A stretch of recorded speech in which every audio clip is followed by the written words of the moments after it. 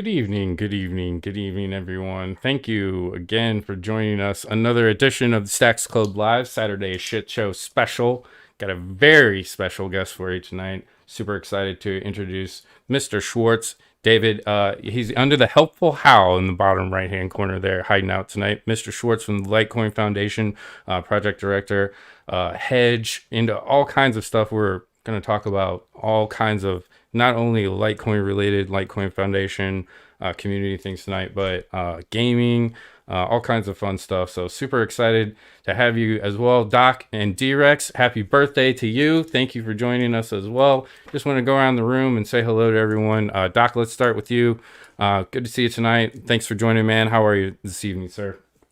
Doing great, Biff. Good to be here. Excited about tonight's show. Obviously, David and I have known each other for a few years now.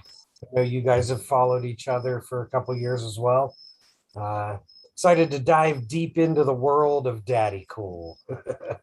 This guy's in all kinds of stuff. And again, if you don't know who this guy is, right, we're gonna throw his socials up and stuff. Make sure you go follow him. But this is the kind of professional that we love to associate with. So again, before we jump into all the awesome things that he's involved in and say hello to him, I just wanted to say very special happy birthday to you again, D-Rex.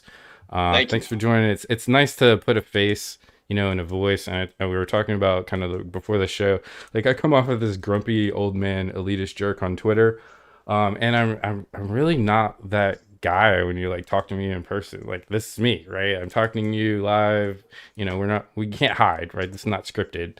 So it's just nice to talk to you and interact and have kind of this club, informal atmosphere. Yes. So let me just ramble on there. Keep rambling. Yes. Hey, good evening. How are you tonight? No. And yeah. I'm just gonna keep going around the room here. So, Mr. Schwartz, Litecoin Foundation, hedge as well. So we're gonna talk about that tonight. Good evening to you. Thank you for joining us as well. Thanks. Good evening to you guys, man. I'm really glad you invited me on here. This is fun. This is going to be a little different. So I know that you do some of your own content as well. And we like to kind of do, put our guests in the interviewee part. So we want to learn more about you, right? Like your background, how you ended up here. Not just, talk about necessarily just Litecoin or Litecoin Foundation, but, more about you as the person, as Mr. Schwartz. We're also going to talk about your Twitter because it's very entertaining. So maybe I should just like jump into sharing. But good evening again. Thank you for joining us. And if you're not familiar with our club, definitely if you're out there on the internet and joining us, go check us out. STAXX.CLUB, just an informal club. Started a few friends like this, right? Talking some crypto, having some fun, trying to help each other learn, grow. Avoid scams, getting ripped off, getting our faces melt off, that kind of stuff. And it's grown into something else, right? Like a lot of projects, like a lot of foundations, like a lot of things that are popping up in the industry right now. That's actually very exciting to be in. So again, thank you for joining us. I'm going to just share my screen here so you guys can get interactive with me. And again, if you're out there following us on the internet, this stream is always informal. So we want you guys to ask questions. We want you to be interactive. If you have any questions for Mr. Schwartz, again, thank you guys for joining and following. Good morning to you guys out there. You're streaming. We're on YouTube and Twitch. Good morning to you, Vic, too. I know it's 10 o'clock Eastern, 11 o'clock Eastern. And we're reminded constantly that this is a very global game now. You know what I mean? Like this is a very global arena, this club. We're very worldwide. Businesses now are using payment systems that are no longer hindered by, some of the traditional stuff that we've had to deal with for a long time. So, some of the payment systems for enterprises and small businesses is something we definitely want to talk about tonight. Maybe that's a good time to just kind of let Mr. Schwartz take the mic there. Let's pull up his socials as well and just kind of see what this guy's been into. But you were just in Daytona, is that correct? So what the heck were you doing in Daytona, man? Yeah, so I was down there wearing two hats actually. I was down there for Hedge, which is a company myself and Paul Bradley were the co-founders for, which we're basically taking one of the what we thought, or many people thought perhaps, was the easiest aspect, but one of the greatest barriers to bringing in more mainstream adoption, which is being able to take people's pay and convert it over into crypto like seamlessly. Right. So that's what Hedge does. So we were down there for that because we sponsor Landon Castle, who's actually racing right now. And I'm trying to see where he's at he raced twice today. Right. So he was supposed to race yesterday in the Wawa 250 in Daytona, which is what I was there for. And they got about 19 laps in, and then the lightning and the really heavy the rains weather's came been down. awful. Yeah, it was terrible lately. So they delayed the rest of it until this afternoon, and I couldn't stay, so I had to leave. So he raced at 12:30 to finish off the other race, and now he's in the regular NASCAR Cup Series race, and it looks like he's probably somewhere between. Oh, he's in 31st now. Something must have just happened to him, but there's only like I'll put his 7 laps left. I'll put his Twitter in the chat there as well. Landon Yeah, Castle, and that's the NASCAR driver that, has the correct. famous running Bitcoin. That's a Castle Motors, right? I think. Yeah. Yep, Castle Motors, Yep. and he's his Xfinity Series car is sponsored by Voyager, which you see there. And so they were down there as well. I got to meet the CEO of Voyager, and then also the CEO of StormX was there, Simon Yu. But we're friends, and Yeah, so that was kind of a fun thing to be able to reunite with him. But I did a little research on them after checking through some of your posts. yeah, as well. That looks Simon's amazing. That looks like a very interesting project. Yeah. I downloaded the app. I'm going to dive a little deeper into it.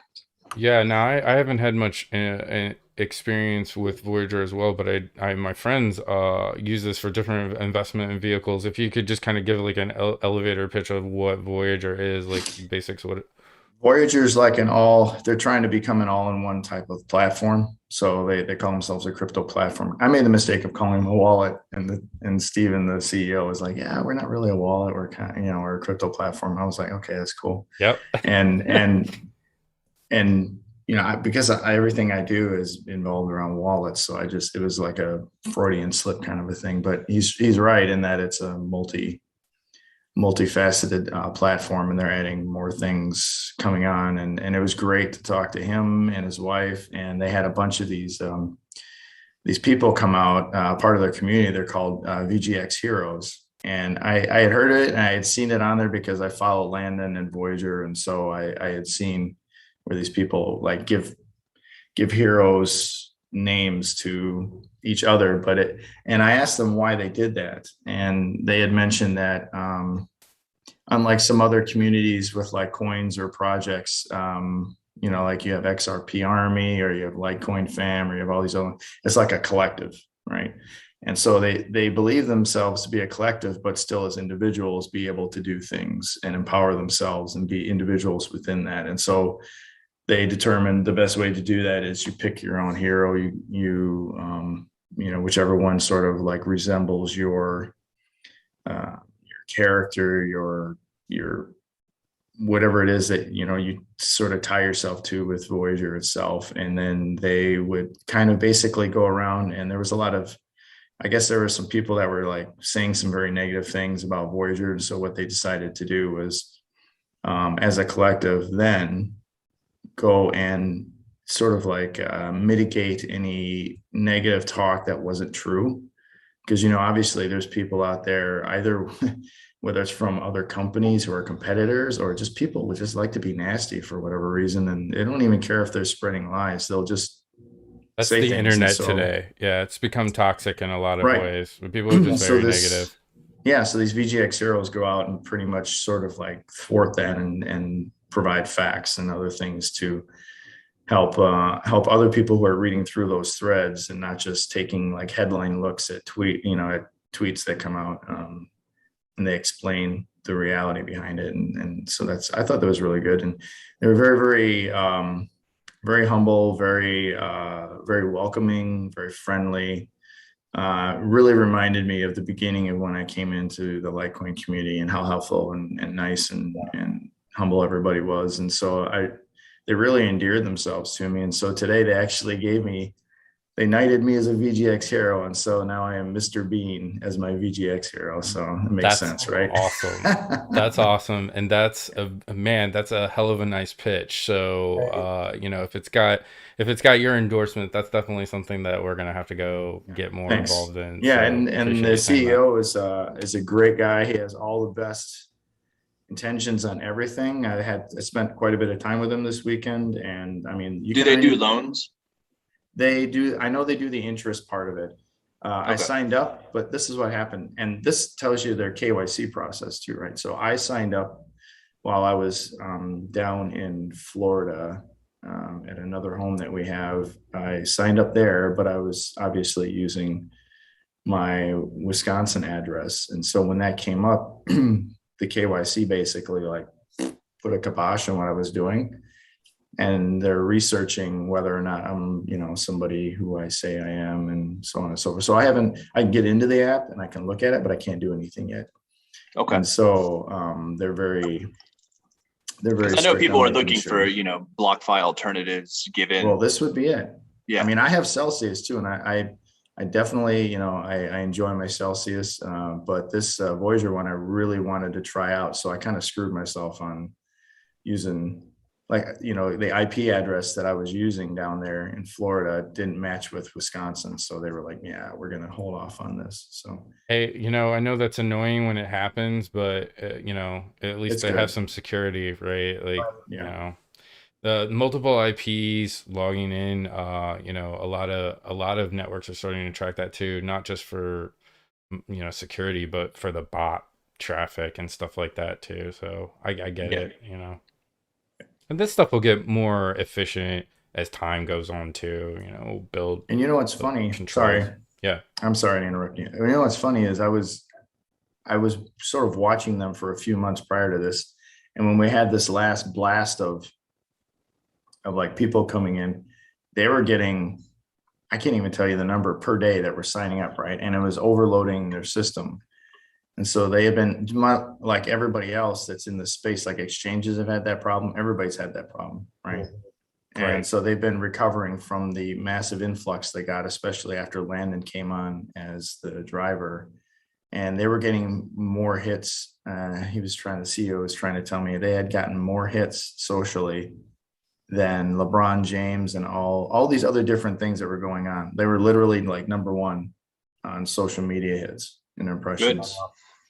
So that obviously it's a good thing to have, but it also causes issues with something like, people coming in all at the same time, and then a lot of people using the app at the same time. And it was just, it was a bit too much for them. So they've kind of had to readjust a few things, but I think they're doing better now. So how did you guys get connected with the NASCAR community and decide that was going to be the route for your marketing strategy? We got into it because Landon came and spoke on an athlete panel at the Litecoin Summit in 2019 in Vegas. So I'd asked him to come and speak on that, along with Ben Askren, the MMA fighter, CJ Sapong, who's a Major League Soccer player. We had Ty Atkinson, who had been in the Dodgers minor league system, but now he works out in LA and does a lot of stuff with sports and tries to incorporate crypto into it as much as he can. And those four guys, they were on a panel, and I just kind of struck a friendship up with both Landon and CJ. And so Landon's wish was always to try and get Litecoin wrapped over his car. So the whole car would be Litecoin. And he wanted to be able to, accept all of that in crypto, not in dollars, right? So he wanted to be the first driver to be able to do that. We couldn't really, like, as a foundation, it'd probably be financially irresponsible with the other things that we're trying to do with, like, Right. MWeb and other stuff to do that. And so Hedge stepped up as a company and took that on and paid for the bumper part of Landon's car in Litecoin and paid it to him. And he accepted his Voyager sponsorship part all in Litecoin and Voyager token, and I think some Bitcoin, mostly Litecoin as I believe it though. That's awesome. So you're using just your entire network now, right? So you know, Oh yeah, this is what I everything that I've love been able about to what's do, happening yeah. now. Everything I've been able to do with the foundation translates in some way to what Hedge has become. And so that's a great way for a startup to start when you have a network like that, right? Right. Yeah. So there are some advantages to David 4 years ago who would have tried to do this and didn't really know anybody in the space, Sure. to David now who, Sure. you know, I'm writing to people every day, or I have people writing to me that when I first started as a project director, I'd get all excited and show my wife, hey, check this out. The Red Sox are trying to talk to me. And, you know, now it's like, I look at it and I go, oh, the Red Sox want money from us, you know? Yeah. Ho hum. In reality, yeah, after a while you get conditioned and you realize this is all, a lot of this crap is just business. And absolutely. And some do care about crypto and some just really don't. They just want your money. Definitely. A lot of, well, let's talk about that. For instance, like, you know, for example, this is an industry and it's a newer one, but a lot of people are out there for the USD grab, right? Or whatever angle they're trying to play to, you know, boast their own products. That's just, you know, it is what it is, right? And there's a lot of other people out there that are just flat out using the money aspect of cryptocurrency for scams, right? To rip people off that don't understand wallets, that aren't technical, that click on links they shouldn't, et cetera, et cetera, et cetera. But that's, you know, that's why it's so important that communities start working together and organizing and doing the things that you're talking about right now, right? Like actually discussing problems and logical solutions to fix those problems, right? Yeah. Now the edge is a little bit different. So this is a project that probably we should talk about now, right? So let's talk about a little bit about what this hedge project is. Yeah, so Hedge is a culmination of looking at different things that have happened while I've been in the space and realizing that there are barriers that they seem kind of simple up front, but they're really not. And this is one of them. And I've really learned a lot just over the 2.5 years trying to get this thing to market. And we're literally like just a week or 2 weeks, you know, somewhere in there away from that occurring as far as like a private beta. So I'm very excited about that. But it's taking my philosophy was we need to make everything just like how it is when someone is dealing with fiat. Yeah. Right? And the number one manner in which to do that is their pay. Now the trouble with that is most companies, 99% companies are not going to pay their people in crypto directly, right? Like Yes. They are not going to go through the hassle. Right. And I've had people ask me this as the project director. Well, how can we pay our people in crypto? Where do we get the crypto? What happens when it's, you know, volatile? You know, all these different questions. And as a company, why in the world would you take that risk? You know, They unless don't. it gets to the The answer is they don't, and they don't today. And I don't like bashing Bitcoin maxis or whatever, but again, we need to move beyond this, right? Like people need to understand that in order to use this out in the field, which is what I like to call it now, because that's how I feel where I'm at, right? There has to be logical solutions for businesses. You have to be able to pay employees in a way that it might not change 90% tomorrow, right? And that's just being realistic, right? Like there's certain structures that you're going to have for payment systems as well when you're talking about payrolls, right? And that's kind of what we're talking about now, right? Yeah. Yeah. And so the idea was, well, how do you mitigate a lot of landmines that are set up there? I mean, one landmine even is the idea of taxes, right? Yeah. So just as people don't want to spend their crypto sometimes because of the tax implications that come with that, there's also tax implications on the receiving end. If you received your pay in crypto, how is that different than when you receive your regular pay? I mean, for a normal person, they don't think or know about these things, nor do companies. Right. So the first thing you do is you mitigate that so it's not even an issue. So you pay your employee in dollars still, or fiat, right? They receive it in fiat, which means nobody's tax reporting changes. Nothing has changed. So now let me go through a scenario of how Hedge actually solves this, right? So you log into Hedge and you sign up. When you sign up, what's going to happen is, as you go through the process, and there is a KYC process, because let's be real, there's regulation that's in place for a lot of these things. And KYC is something that, as I've learned through this process, if you don't have it, it ain't happening. So we had to incorporate it, right? But KYC, once you finish the KYC process and you sign up, you'll be assigned a bank account and a routing number.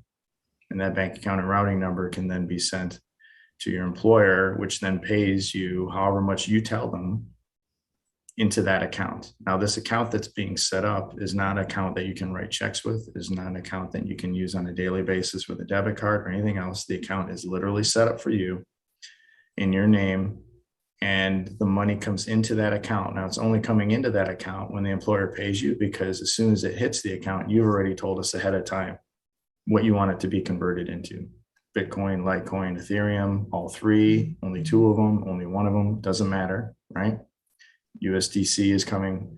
And then what happens is, according to what you've told us, we then ask our backend providers to then convert that into what you've asked. And then on top of that, send it to the wallet that you've told us ahead of time you want it to go to, or multiple wallets, right? So like, let's say D-Rex wants $200 sent to him every payday. The rest of it's going to go into his regular account. But this $200 is going to go into this account here.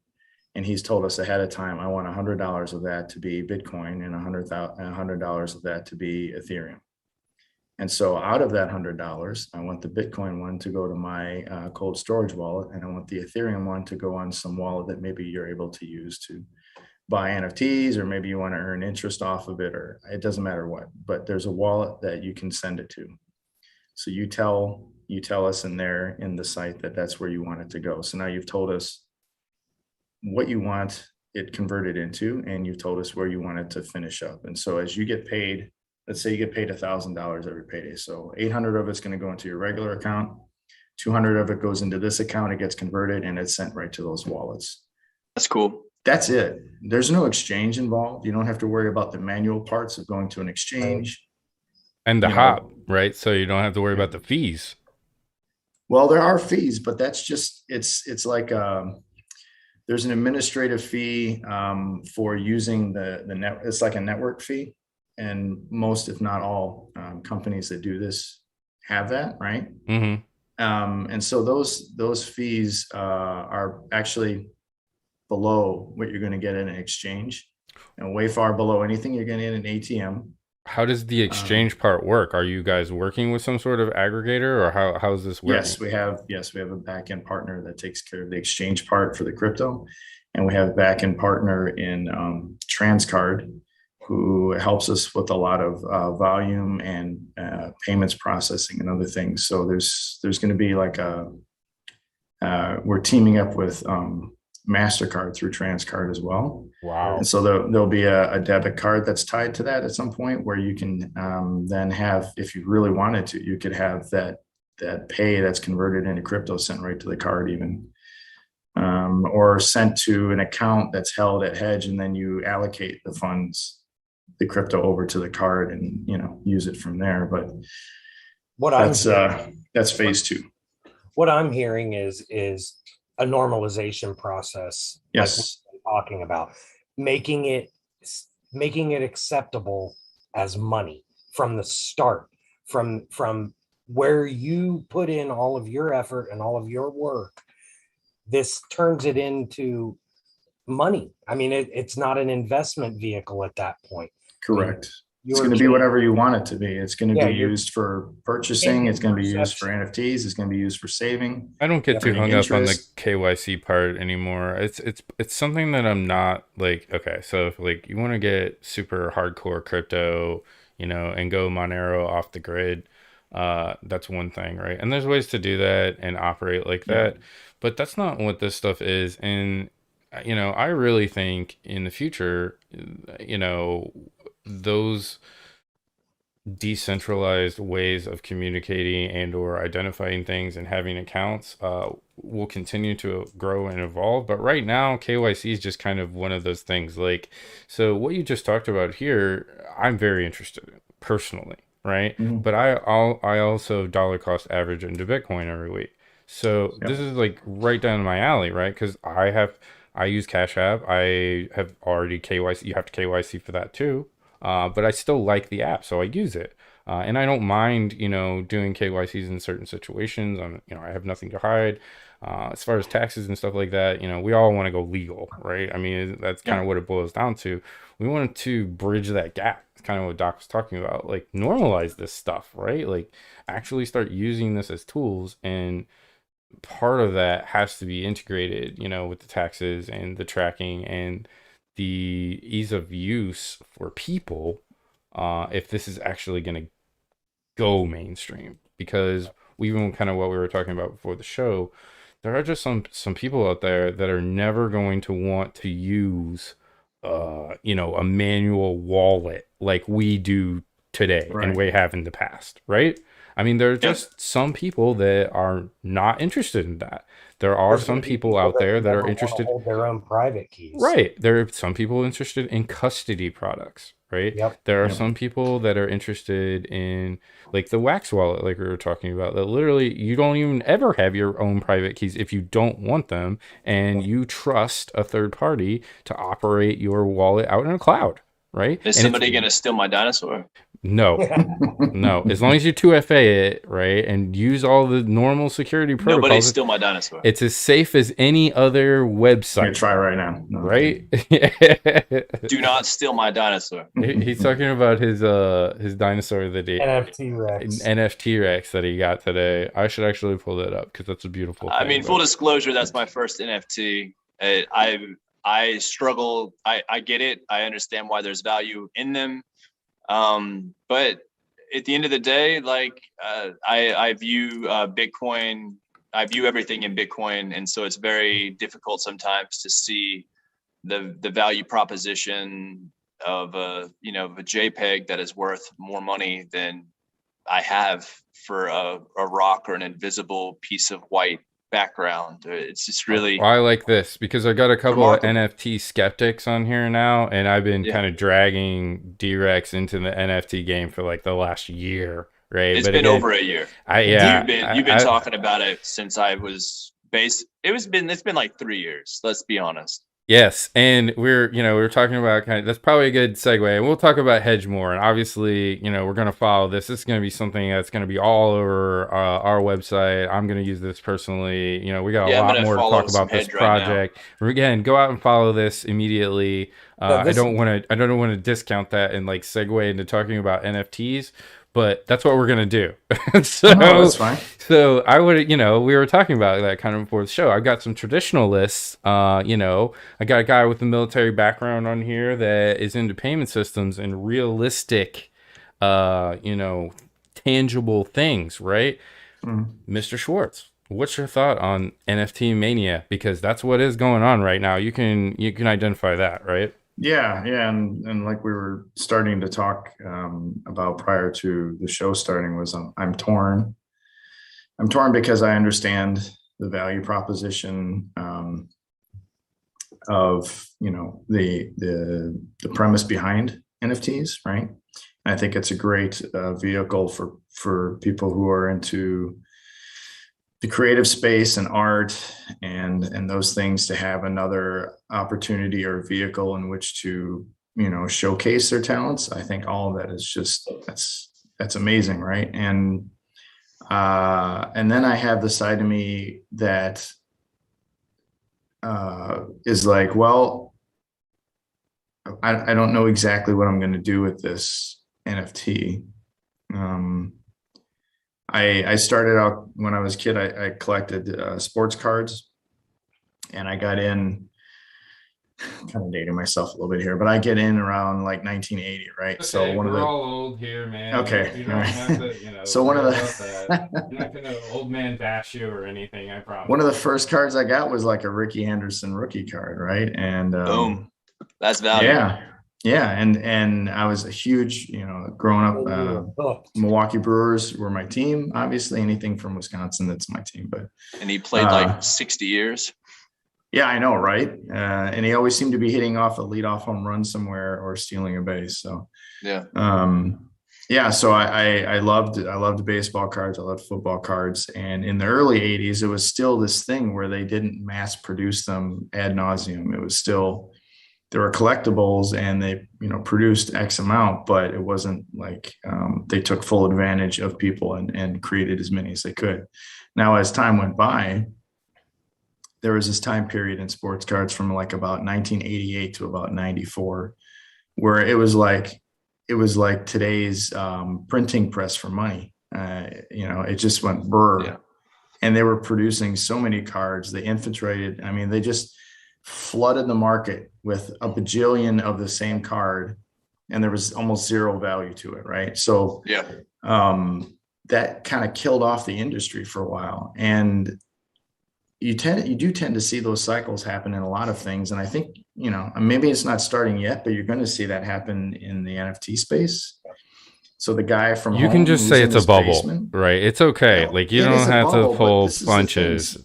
Bubbles don't mean that it go away. Bubbles just mean that it sort of provides a relief moment where it now goes back to what's probably more like reality, right?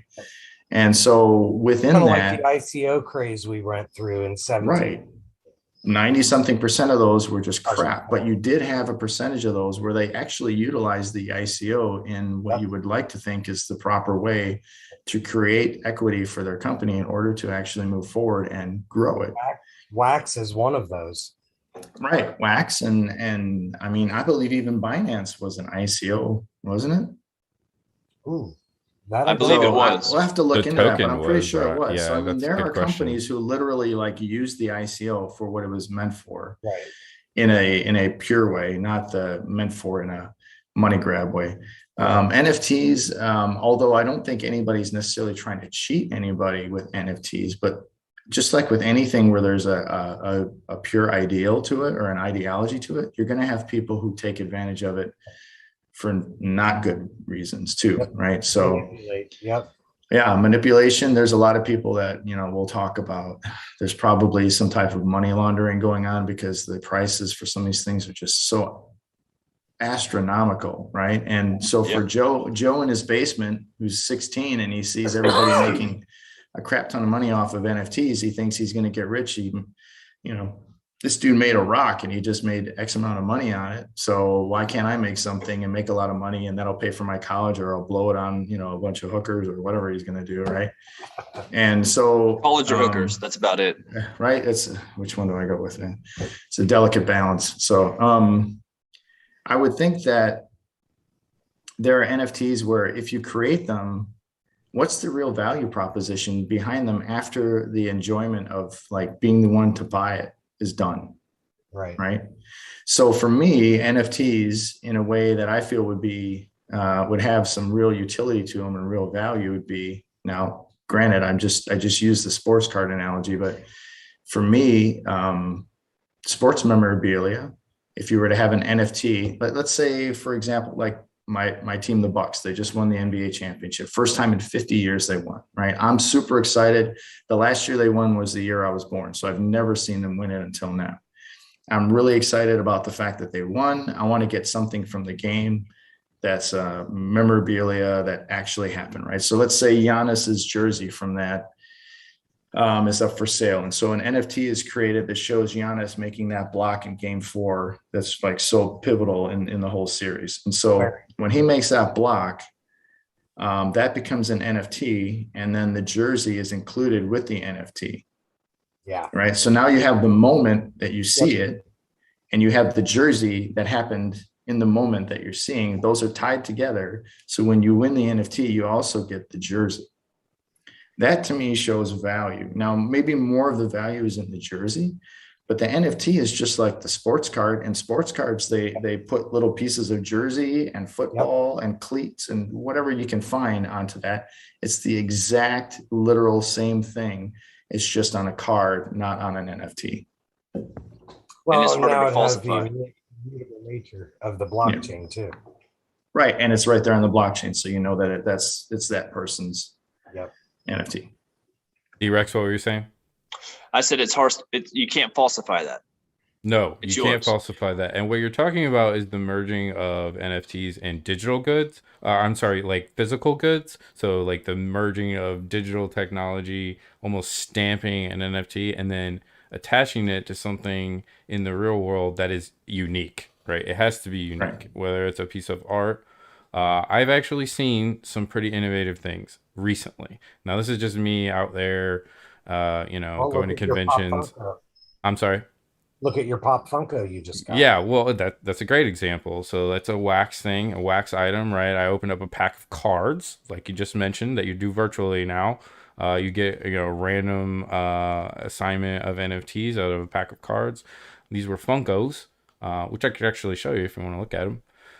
Sure. Do that real quick. Oh, Mayor, thanks for joining us too. I wanted to announce that as well.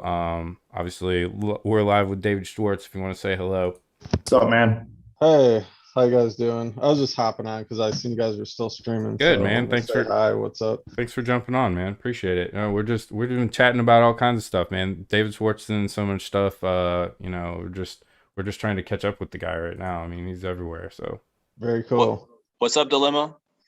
Not much, man. It's good to see you. Likewise, real life. I mean, we talk a lot on the internet, but it's nice to hear your voice. Yeah, definitely. So here's just one of these collections, right? This is my wax wallet we were talking about for the show, right? So this is this is all kind of custody, right? Third party. So I don't use private keys to log into this. This is all on the cloud. I use my own 2FA, that's my security. And, I try to be careful with it. Obviously, I don't want to use this or go log in on some Wi-Fi I don't trust or something like that. But again, this is different, right? This is all on the cloud. It's very easy to use. And, that's kind of why we like it, honestly. It's easy for people to kind of jump in and learn some of this stuff from the get-go. But this was their Funko, release on wax, and you open up packs, which I think I still had a pack out there. I'm not sure if I do or not. Yeah, they just like this, you go out to their website, you open the pack, and then it's, they can customize how the pack looks when it opens, kind of do some brand marketing, whatever they want now, sound and whatever else. And then each of these, have different rarities. And this is a legendary. So legendary higher rarities are very tough to get. See, there's only 1,400 minted out of whatever, total drop there was, 20,000 cards or whatever. But the legendary cards are actually tied to a redemption. So you get a redemption coin in your wallet. It gets dropped as soon as you get this thing, as soon as you open it, basically. And you go out to their website and fill in a form. And then they mail you a physical copy, a physical, we could actually go out there and look at it too, of, one of their Funko collectibles. So it'll be tied, to this ID, right? This unique ID, and then it'll be sent to me, right? So that's kind of cool, right? Attaching a unique item with a unique stamp to an NFT, and then sending it to your customer or your client or whatever, a community member, whatever you want to call it, to engage them in a different way, right? A unique way that we haven't done before. This also showcases for us exactly what a collectible company who's already known for their collectibles, how they can go ahead and enter the market and it be seamless, basically. Now, having said that, when they do the drops, this is one of the downsides, in my opinion, to wax. Wax doesn't require these companies to do the drops for wax. Nope. They're And that's all what credit. Yeah, it's a great point, and this is something we talked about, David, too. So, like, some of these companies are going on wax and literally just straight through USD, right? There's no crypto involved in some No, of this stuff, right? It is what it is. Now, right. are we going to argue the semantics of that? I'm not, right? I just want to get people using wallets and technology. Yeah. And if it gets them, if this gets them here and then we take them to the next step, I'm fine with that, right? I don't know what you think about You that. still can't deny that the exposure is good. I So, think the part where you would be disappointed with that is from the purist view, right? Right. The purist would say, well, it's a crypto related product, you should pay in crypto. right, Now we're reverting back to dollars, and some people will get upset with that. But in reality, yeah, you're exposing people to something. exactly. Maybe they don't have the crypto right now. They've never had crypto, but they want to get an NFT. They're curious about that. It gets them into the space. Yep, absolutely. Well, Yeah, the the thing other is, things I've seen, sorry, and we can touch back on that, but like, so I had the advantage of going to some conventions and festivals, and we did this recent thing in Miami, which was just absolutely awesome. But other things I've seen that artists are starting to do too, that's very interesting, is like clothing, right? So design a piece of clothing or create it, and it's very unique, and then they actually create an NFT with that design, a picture of it or whatever you want to use, stamp it with a unique ID, put it on the blockchain, and then the article of clothing or the item itself has that unique ID on it, right? So again, you've created a unique ID, attached it to the physical piece of whatever it is, art, tangible goods or whatever, and then attach that to the blockchain. I think that's cool. Again, it's like a unique identifier. It's like a way to market, track it, right, see it in your wallet. It's a cool way to share it. Now, part of the fun stuff about like trading digital goods is, trading them. So trading it becomes a little bit more difficult, right? Because you can't just trade somebody a physical good as easily as you can a digital good without the friction, right? So again, I don't know, how some of that comes into play, but it is interesting, right? It's new, it's very new, right? And it is more tangible than just say like everybody talks about right now, like, oh my God, these JPEGs that are selling for millions of dollars, right? yeah, Now, again, that's your personal opinion about punks or Ethereum drops or minting or the artists or the projects, whether or not you think they're going to be around, whether or not, you think the historical value of them, whether or not you're looking to invest in them long term, whether or not you just bought them because something makes you smile, right? Like, there's so much when it comes to NFTs. I don't think we can just label any one thing anymore unless we're actually talking about what specifically, what project or what NFT we're talking about. Because some of them are just flat out, we just flat out call it trash, right? It's junk. And some of these are flat out cash grabs. Some of these are just, straight up just whatever. Let's put it copycat. out there and try to sell it. Right. Yeah, exactly. And some of them aren't, right? Some of them are genuine projects, genuine Yes, people, collecting money and giving them to charities, donations, benefiting the advancement of technology and the communities, right? Those are very easy to get behind. But if you don't know who those are, how the hell do you figure out the difference, right? Like, there's just so much noise. So again, that's kind of the value, maybe it's a good plug for us now. Kind of the value we're trying to add in here is, hey, we're a group of professionals here. We are the experts now, right? Maybe we can help bridge that gap, and start showing people, the real people like Mr. Schwartz, doing real things out there in the real world, right? Try to change things, try to help businesses, try to, fill some of these huge holes. They're not gaps, right? They're just huge holes right now, right? now while we're still kind of on the NFT subject, I know, David, you were involved recently in a groundbreaking project, the first ever movie released via NFT. You want to care to touch on that a little?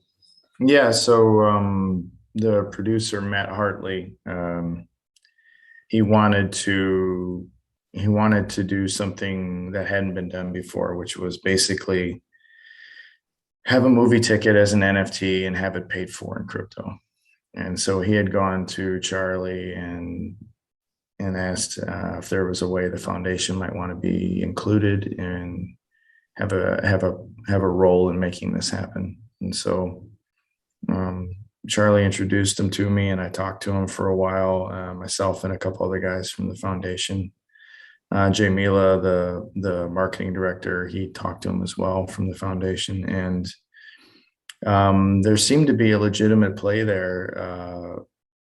Granted, another time in the foundation's history where trying to be, making sure we're being prudent with the funds that we do have. Right. We didn't necessarily have any of the funds to help create or, like do large marketing for the movie itself or create the NFT. So, I tried to be a little more creative with how we could make this happen without the foundation taking a heavy burden on making it happen. So I kind of looked around for a while, and then I realized one of the guys in the crypto space, he's definitely well known within the Bitcoin world, and he's probably well known in the Ethereum world, but not necessarily in a favorable way. But Samson Mao, right? So from Blockstream, he was also one Bitcoin quarter developer, of the. sure. Yeah, he was one quarter of the Magical Crypto Friends, if you remember them. That was Charlie and Samson and a couple other guys, and so Samson is Excellion on Twitter, and he's all over the place. He's like the chief strategic officer for Blockstream, which just raised $210 million on a money raise. They're the ones that have like satellites out in space that you can do Bitcoin transactions with. They're involved in mining. They're involved in a lot of different things. And so him personally, though, he has a company that he's CEO of called Pixelmatic. He's really big into like animation and, creating things like jerseys and hats and all kinds of stuff. And so I went to him and I just asked if there was any way that he knows of to create NFTs without having to go through the Ethereum process because of the gas fees and so on and so forth. Just right? send them So, to us, man. Just send them to us. well, yeah. So I had mentioned a few different alternatives to Mr. Hartley, but then when I talked to Samson, he said that the Liquid network could actually, along with Pixelmatic, the Liquid network could do it, and it'd be incredibly cheap. And they would also help Mr. Hartley with the development, the site and the payment method, There's a reason why these enterprise, again, I'm not trying to step on your plans. Obviously, you're the expert, but I just want to make a point. There is a reason all these enterprise companies are moving onto Wax, right? It's because it's very easy to mint. I could show you how to mint something in about 2 seconds. I mean, it's that easy, and they're actually building the tools to make it easier, right? So, well, this is pretty complex because it had to be tied to not only just an NFT for the ticket, but it was also tied to the registration for getting the movie and the payment method. There was a lot that went into it besides the NFT. right. So that's the part that's different. And so when he was able to help create the NFT, then there was also the other parts that I mentioned. And so he brought in a few other people. right? And because of that, instead of only Litecoin being the payment method, which was the original intent of Mr. Hartley, then of course, there's some bargaining chips there, and Bitcoin and Liquid Bitcoin become payment methods as well. But they did a great job on setting that up, and you purchased the movie, and so what he did was he sort of incentivized it. So like the first 100 people that order the movie or buy it get 3 NFTs. And they're specific, the kind of cool things that you can either keep or you can send them to somebody else. And then the next, 1,000 viewers will get 2 NFTs. And then anybody beyond that gets the ticket NFT, and that's what they get. So it was pretty cool. And I don't know if you guys have gone out and seen the trailer or the movie or anything, but it's kind of like this person who ends up sort of going out into space, and they're met by an an alien or a space traveler, and they show them the history of time through. Is there a planet site Earth we and can stuff. plug or pull up on Twitter or? Let me see if I can Yeah. find. 'Cause I want to look at it. Maybe we won't pipe the audio in, but we can at Is least it, look at is it. it infinitefleet.com? No, it's silhouettesthemovie.com. Okay, I was poking So- around on Pixelmatic. Yeah. So SILHOUETTES themovie.com.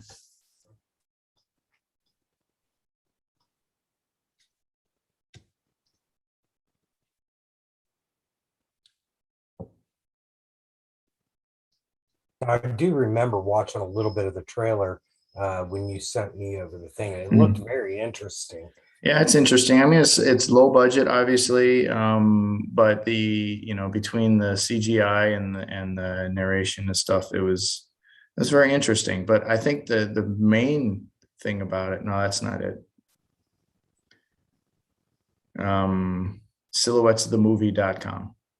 Oh. So all of that together.com. Yeah.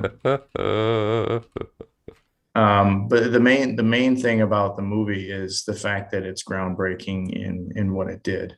And that was really what his goal was to obviously bring attention to the movie, but the main thing was to try and do something nobody else had done yet and then build upon that. And so they have plans for other things that they're going to do with Samson's company, but this was the first. And so to be able to be a part of making that happen was really fun. And I do strongly believe that this is another thing where if you have a utility or something tangible that goes along with the NFT, you're providing some real like hands-on. Well, obviously the movie's not hands-on, but you know what I mean. There's a practical Sure do. application to it. So. It's not just so it's like if somebody's holding this ticket, they feel like they have ownership in this, right? So you're providing like an ownership interest in this project, and it's better than just holding a token, right? Because you own the movie, then you get to watch the movie. Yeah, and there's other things coming out like Stoner Cats. I don't know if you've heard of that, where basically like you own kind of like part of the project, right? So it's different from the ICO craze in that these tokens and things that are being issued aren't for like just money. They're more for like memberships, right? Like like a membership feel into something like our token. For example, we have a wax token that we basically just like gave out as promo, and you blend 10 of them together, you get kind of like a membership token, and then we give our members free NFTs and drops from our artists in our network or projects or things that are going on.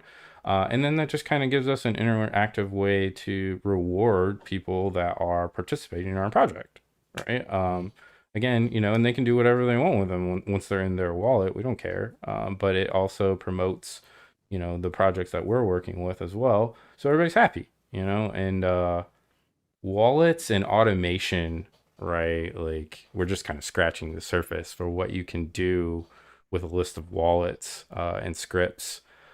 With that being said, though, comes the flip side too, right? So then you get the bots basically like attacking your drops and attacking, your systems that you don't want them to be on, and trying to sign up for things. And, so I guess it's catch-22, right? Double-edged sword, but we're going to have to develop more innovative products and ways to work around some of that stuff too. So here's a question for you, being ignorant to this space. Although I'd have to say the majority of my being tenuous about NFTs would be just the fact that there's a bubble aspect to it, and then the nefarious activity that goes on.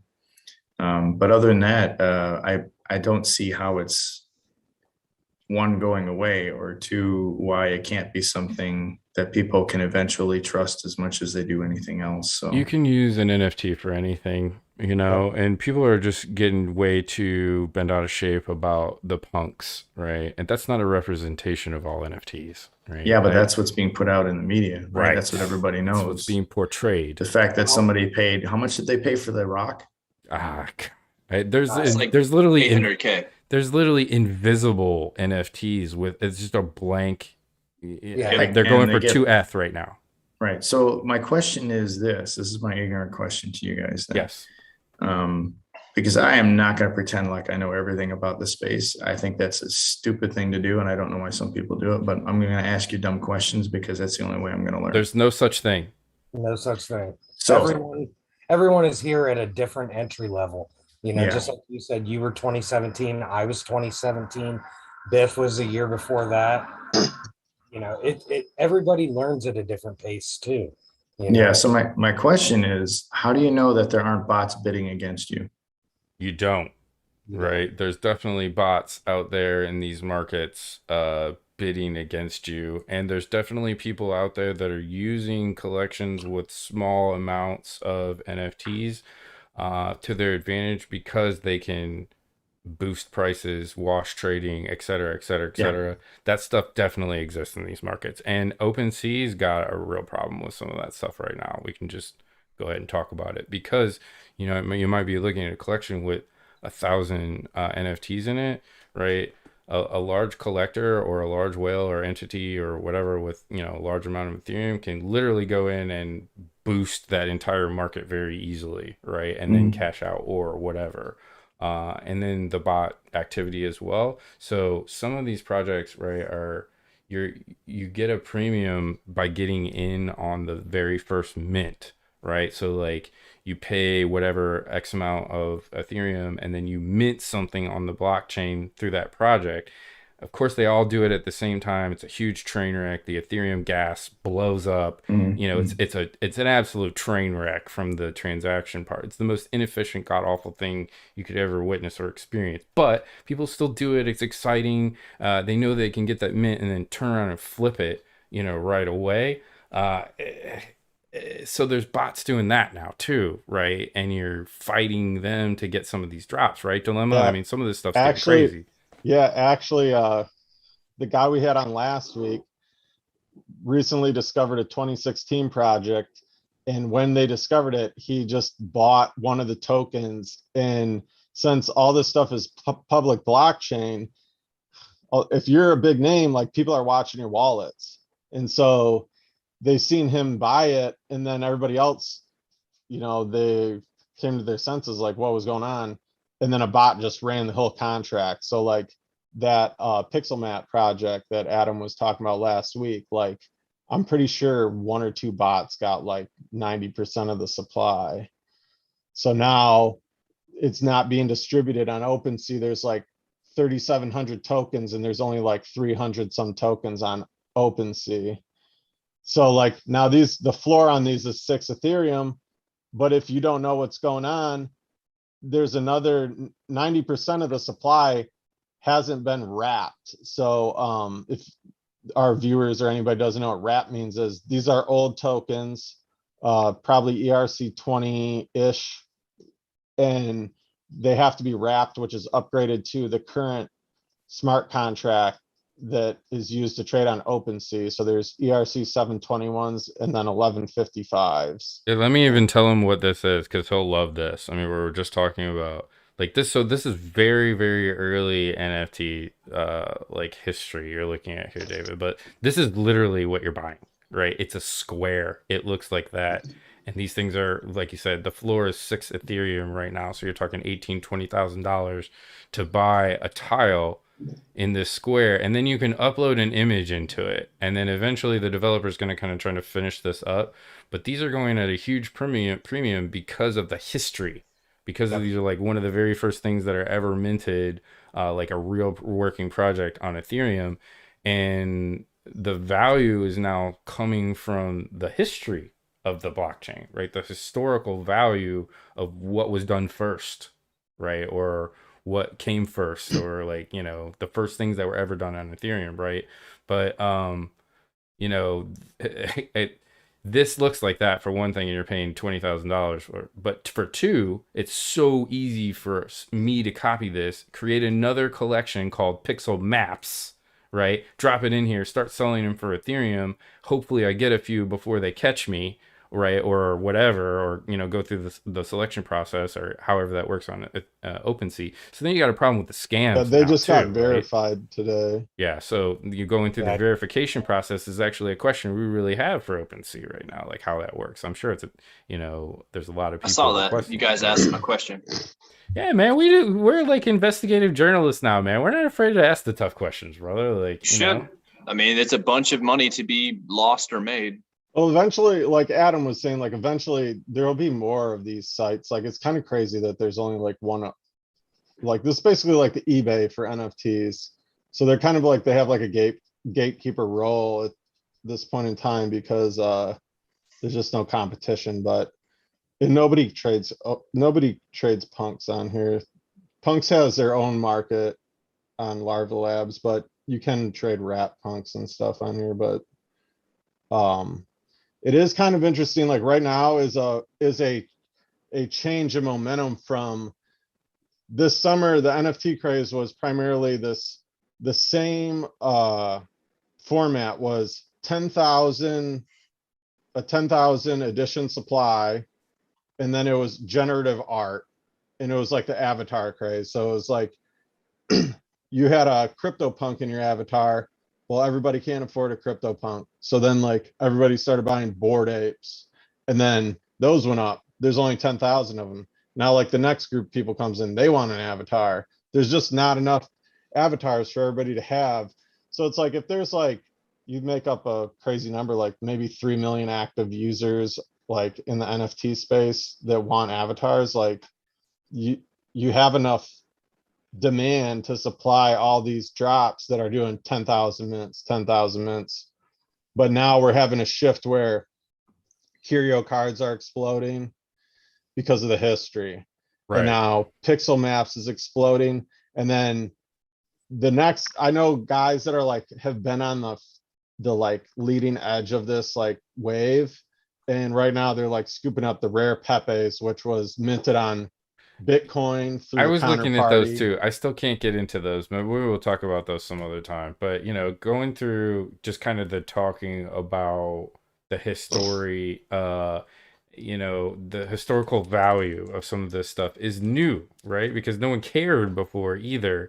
Right. And David just messaged us too. He'll be right back, but I know that he's still Right. listening too and interested in the history of this stuff, because that's an angle that he hasn't even kind of considered, right? And especially with as many different directions as he's going in right now, like I just don't think he has much time to like care about some of this stuff right now either, right? To touch on what he said too about, wondering when shift to actual utility value and stuff like that, that's something we've talked about in the past as well, just in private chat, being able to use NFTs in your daily life as far as, possible house deeds, possible car notes, Yep. possible driver's license. That's totally going to happen. But the point I would make is what is going to give that value when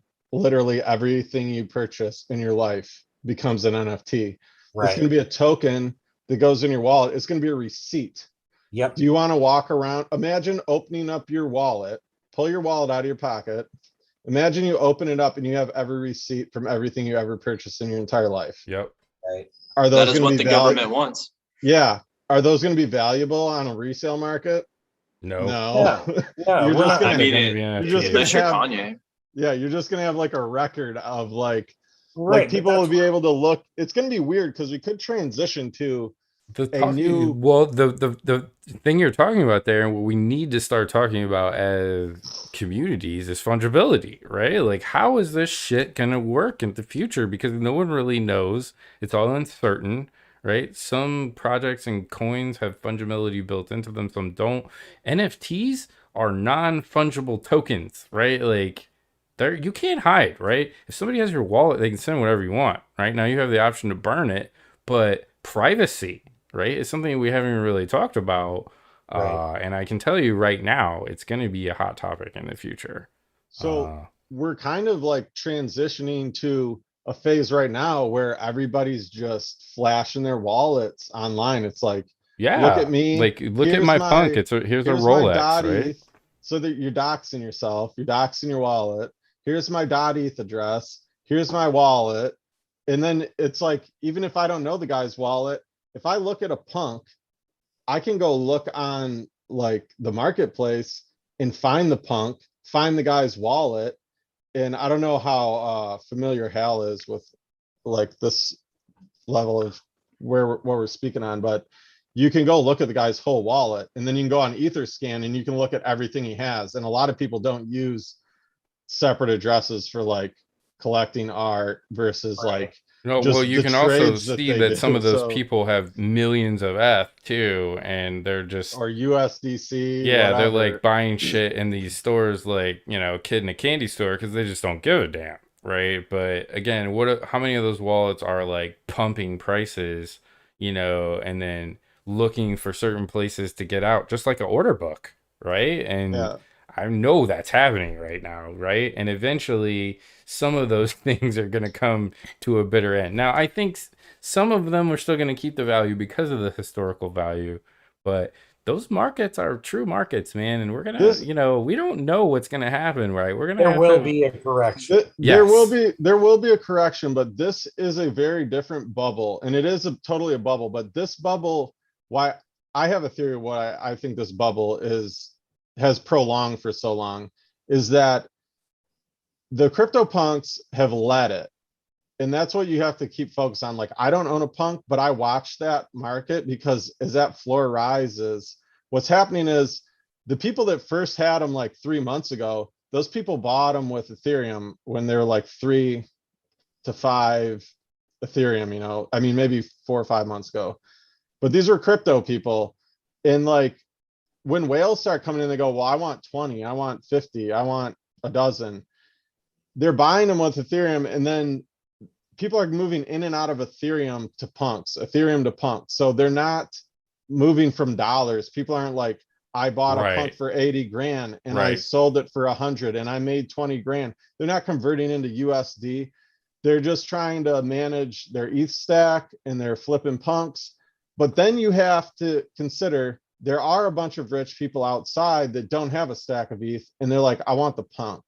Right. And Because those it's the people, Cadillac or, you know, so the Rolex, right? those people are throwing, they got to go buy the Ethereum to get the punk. And then the guy that Well, they got to buy out, Ethereum. They got to buy Ethereum at 3,300 each too, right? Not the pennies absolutely, that these whales were getting so in they on, got to right? come in with, they're coming in with a USD denomination. But then like, say you sold a floor punk and now you're out, you sold the floor. Now you're priced out. You got your $100,000, but you can't get back into a punk. Now this guy takes that fresh like fiat that just got pumped into the system. He goes and buys some Bored Apes because he can afford those. Well, who's he buying them from? He's buying them from people that bought them 2 months ago when they were lower. So it's like a waterfall effect of like rich people coming in, buying the high end stuff that the whales are already own. And then it's like cascading down to like, there's just different tiers. It's like, you know, Bored Apes, what the floor is like 50 Ethereum now. Like It's they're just crazy. huge. Yeah, it's crazy. But it's like there's tiers. It's like that. And then like you have like, you know, every level you have a different tier. And then, you know, it is going to happen where what's going to happen is when price goes down, the people that can't afford to be holding this stuff will get shaken out. We've seen it when Ethereum crashed and like the CryptoPunk capitulation was like 14 Ethereum. And then it just bounced and went straight back up because the weak hands got shook out, the whale scooped them. But like a lot of the stuff isn't going to be able to stick. But I do think the historical stuff, like I just scooped something. If you want to pull it up, it's called actually Google this, Biff. Google Wall Street Journal Bitcoin or WSJ Bitcoin. I saw your post on I it. just found out about this, aped into them. 2015 NFTs, like the floor is like 4 Ethereum on these. Hit like news. Man, Hit you're gonna news. have me shopping all over Let's for click that. Click that. Bitcoin? What's wrong with you, man? Click that. Don't you know we're trying to make a professional stream here? This is the first, as of now, this is the first known NFT as of 2 days ago. So like, I mean, the historical stuff, you can't print an old project. All right, So I'm like not, the whales are I'm gonna, not subscribing to Wall Street Journal. I remember you showing us this, and before we get too far off track, so first NFT minted ever? What are we talking about here? 2015, she minted them on Bitcoin. On Bitcoin. So we're using whatever counterparty, or do you know like the It was specifics? probably, I have no idea. Okay. I didn't have Well, time we'll to have to do research some this digging one. on that. Yeah, let's not get So let's not if get it too was far off minted track here. on I brought up Bitcoin, lost relics because I wanted to make a point, right? And David was talking about uh different kinds of NFTs, which is what we're talking about now, right? Because you can literally do anything with an NFT. Like you can NFT an idea, you can NFT something that is working in games, right? Which is what I like to talk about, and probably a good transition to talk about Litecoin gaming too, so we don't get too far into the Bored Ape hole, right? and talk about NFTs. This is what kind of changed my viewpoint on NFTs, and it was the gaming aspect of it, using distributed ledgers, for in-game items that I'm playing a video game. I have my wallet associated to this video game. When I'm in there killing monsters and I get a rare drop, the drop goes right into my wallet, right? And I own it. I own that tangible token. I can trade it. I can send it to somebody else. I can trade it on Engine Marketplace. This is an engine game that's tied to Ethereum, but they're kind of building their own second layer solutions now. That is a different kind of NFT. So that's not just art, right? That's not just a JPEG. That is actually a functional, item, right? That has utility, that has value that I'll never sell because I can't just go earn those easily, right? Those were drops in games that I've spent thousands of hours in grinding in these dungeons to earn, right? And over time, they've increased in value because the player base of this game has increased. When I started playing, there was maybe a couple hundred people playing the entire game. Now there's 500 people logging in a day, right? And they're all sharing that same group of items. So as the player base increases, the scarcity increases as well. And that is a very common theme in all of these blockchain games, right? And I think it's a huge, I think maybe music we talked about is kind of like the first industry that's really going to change because of NFTs, allowing artists to mint their own music and sell it without the need for contracts or big companies. But then this gaming is like a close second, right? Like I could see how this is going to work. I know it's going to change everything we know about gaming, and player-based economies are going to be huge. How this is all going to work or shape out, I don't know.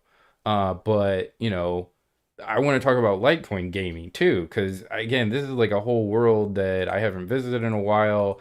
I want to just kind of touch base quickly, like what Litecoin gaming has been working on, or what they're involved in too.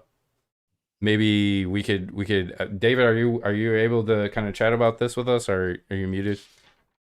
No, I'm good. Okay. Yeah, I just unmuted myself. Okay. So yeah, Litecoin gaming started about 2 months ago. There's some guys who are in the gaming world. They all have different areas that they specialize in, and they wanted to create this organization to help promote Litecoin within the gaming world, whether it be on Twitch or in tournaments or through merchandise or whatever else. I mean, granted, yes, it's also going to be a gaming org in its truest sense, but they wanted to take a cryptocurrency and do something different that nobody else has done yet, and so bring crypto into gaming in a way that promotes it while also having fun. So like earlier this week, actually, it was on Wednesday, we had a gaming event challenge where it was myself and Charlie and Landon Castle and Parker Kligerman, who's Oh a yeah, I saw a that. You former guys were NASCAR playing driver together, as right? well. Yeah, and Ryan Shazier, he's big into gaming, but he used to be a linebacker with the Steelers. He was paralyzed And he during a played for my game. Buckeyes. Oh, I told him Penn State. It was Ohio State. Crap. Yep, he was a Buckeye. Yeah, I got that wrong. That's why Way you to didn't answer me fail. when I Way to said fail, that. David. Way to fail. See, you should have came talk to us first, man. I thought I knew it. It's fine. No big deal. Anyway, that's probably why I forgot it, because it was the Buckeyes. No, just kidding. Oh, I'm a Scotty, man. All right. I'm a Scotty. We're starting to That's get all right. friendly Badger. around here Yeah. now, huh? your Badgers are the only other viable team in our league Right now it is. Yeah, it seems like it, doesn't it? But yeah, so we did the gaming challenge, and that was a lot of fun, and we're gonna do more of those. But this was a way. It was a car game, right? Yeah, it was called Circuit Superstars. It was this fun, cute looking game, but man, it was hard, and I sucked. I sucked hard, man. It was last every single game. I think we raced like 5 or 6 or 7 times or whatever. There it is. Each one, it's really fun. You guys should try. There it is. Yeah. So There you are crashing. that is me. Yeah. Yeah. Oh, you guys were playing on stream too. This is great. Yes. Yeah. It was. Is there a video replay of an this? 'Cause I hour? wanna watch Yeah. it. If you go on to Landon's Twitch, it's there. Okay. And Landon's big on. He loves Twitch. We're gonna have to get him on the show, there. Doc. And did you hear that? He's a big Yeah, Twitcher. And he's into NFTs. I already So- reached out to him earlier today. I'm a huge race car guy David, too. Like make that happen. That'd be awesome. yeah, just so Yeah. you know, David, like Doc is, in the automotive industry, and I mean, dude, just I drive a Hellcat, like I am a huge just race car nerd, and I have been my whole life. So we're definitely like very jealous of you entering the racing scene and being in the pit crew and stuff. But again, you didn't know that until tonight, right? And now we know each other, and now you're part of the club. Welcome officially. Yeah, thank you. And that's exactly what we're doing here, right? Talking about cool stuff with with our friends, right? Yep. So I'm just gonna just keep repeating or crashing into the wall, and you're gonna keep showing. Yeah, I'm just gonna keep watching it. This is you crashing into the wall here, right? Yeah, I tell you what, man, I've been able to do more fun, exciting, never done before kinds of things in the last 2 or 3 years than I can remember. I mean, I've done a lot of crazy stuff and a lot of fun things, and bucket list kind of stuff in my life, in the military and otherwise. But this last week was really kind of fun. So I got to check off a few things all at the same time. But Good yeah, for this you, gaming man. thing is really cool, and these guys are very energetic. They're very organized. They've been able to put together some teams that represent Litecoin, from everything from their handles on Twitter to when they're playing on stream, or like even now we're creating jerseys, so when they're in tournaments, they're wearing those, and it's just the full-blown gaming organization effect, but adding Litecoin to all of it. So I love it. yeah. And some of the gamers, they're jumping on because they know the guys that are running it. But as they get in, they're like, I've thought about crypto, but now that I'm, playing for, Litecoin gaming, I'm going to look into it more. And of course, Litecoin's one of the first ones to look into then, because that's, where they're playing for. And so that's great all by itself. Next thing you know, they're talking to the people on their streams about it. And then it goes from there on, Right. So it was great idea from them. And Effect. I support them as the project director for the foundation, and then I also support them just individually. And so a lot of it that I do is really advising them on some things. And this, as a project manager, like, hey, have you guys thought about how you're going to attack this thing here and whatever else? But they do the majority of the work, and they'll come and ask me some questions here and there. So they're really the heroes of this gaming thing. But one of them came to me and talked to me about it, and I thought it was a really cool idea. He had tried 2 years earlier, and I was just kind of like, I don't know if it's really the right time right now. This is the middle of a bear market, and I just didn't think there was going to be the excitement that they needed to pull it off. And so he came back just a few months ago and said, how about now? And I said, this seems like a great time to do it. We're still in a bull market. And sure enough, been going great. They had over 10 million impressions on the hashtag game with Litecoin on TikTok alone. That's Nice. great. Yeah, Congratulations so too. I mean, yeah. obviously you can kind of use the brand, but I don't think you're gonna have to try very hard. I think people are looking for this. They're like seeking it out. Mhm. They want to participate in projects and crypto things that are, not just in gaming, but like, integrated in their lives more. Yeah. And like Lost Relics, I was kind of saying like, that was a game that I enjoyed playing, and then the blockchain aspect of it was just like a cool feature, Yeah. right? But it was the game that was cool first, and like, supporting the developer, an individual person, putting this game up by himself, using Unity and some of the tools and software development that we have today with open source technology. It's pretty remarkable what individuals can do, right? And it's only going to Mhm. get more remarkable in the future. And you're gonna have to work, right? Because that's part of the blockchain too, right? You can see everything, right? You can't hide. So you're gonna have to put your value and your time in and whatever it is, Yep. in these communities. But there's just jobs for everybody now, right? There's literally, you can get involved in almost anything. So if it's gaming, if it's marketing, promotions, payment systems, development, websites, whatever. Yeah, that's what people we like. We're like a broken record now. Like, just go out there, be a triadic, sample stuff, figure out where it is that you fit in all of this. Because I think once you find kind of like your niche or whatever it is that you feel, more fulfilled in doing, then like it's less becomes work and more like fun and enjoying it. At least that's kind of the way I feel about it.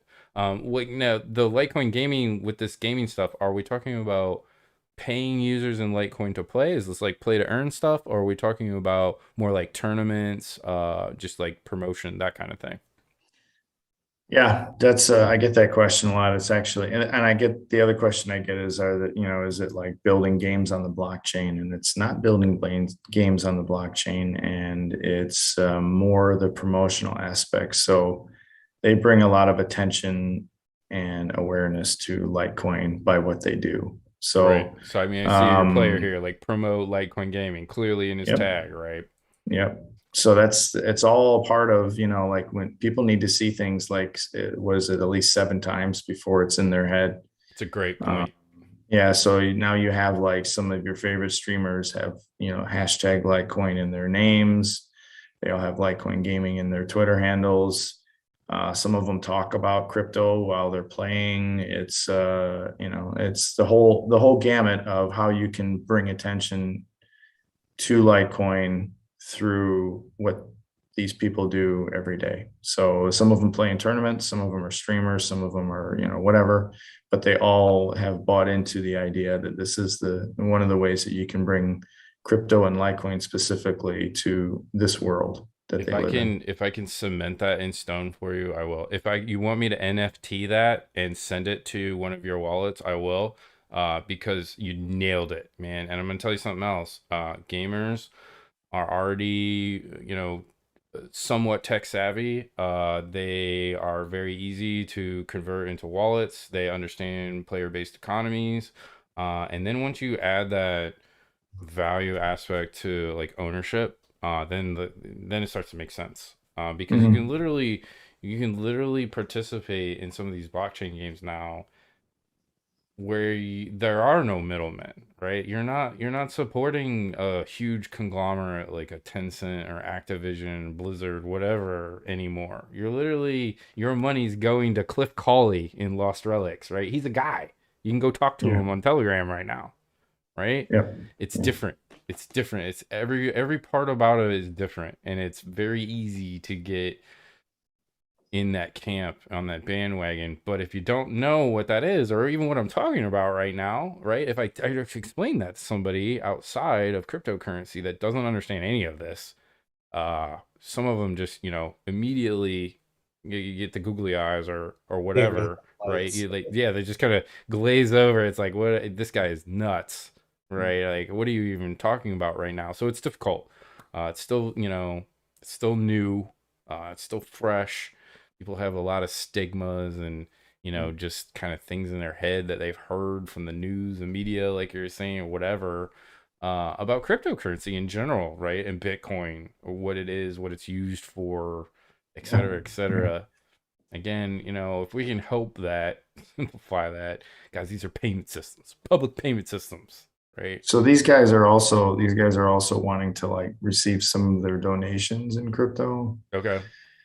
Tipping And too. we have like content creators and others, like some of the players that have been signed, they've been paid in Litecoin. So we're actually putting it in, we're walking the walk just as much as we're talking it. So the content creators have been paid in Litecoin. Some of the players, the contract to be playing for us, we're paid in Litecoin. And so it's an all around philosophy that we're using.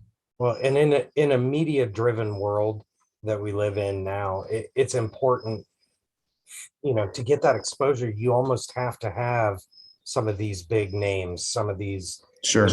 people that are at least big names in their communities, Mhm. to be able to kind of represent it and like we said, normalize it, take that stigma away from, crypto is used for nefarious things, or this, that, or the other. People are hiding behind crypto and blah, blah. There's so much good involved in what we're doing, and the movement we're a part of. So it's exciting to see some of these things happen as well. Yeah, I agree.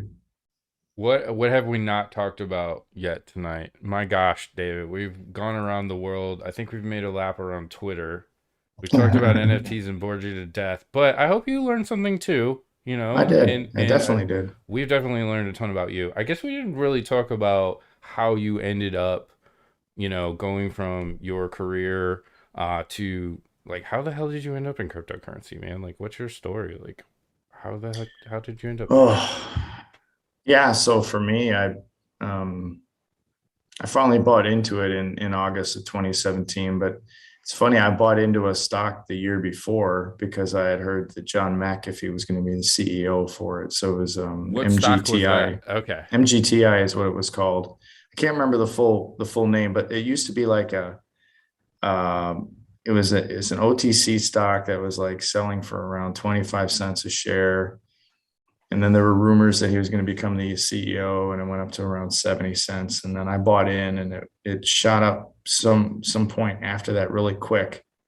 But it was really more like a pump and dump thing based off of just people using his name to make some money. He wanted to turn it into a Bitcoin mining company, right? And they've been going through that process, and I believe they still do that. But that was kind of like my first foray into anything that was related to Bitcoin. I had learned about it a lot earlier when I was in the military, but I was stationed over in Germany. I was with the U.S. European Command in Stuttgart, Germany, and I worked at a pretty high level. I remember once I actually was in a facility where we were watching the Arab Spring actually happen real time through different intelligence that we had. And so I had a top secret compartmentalized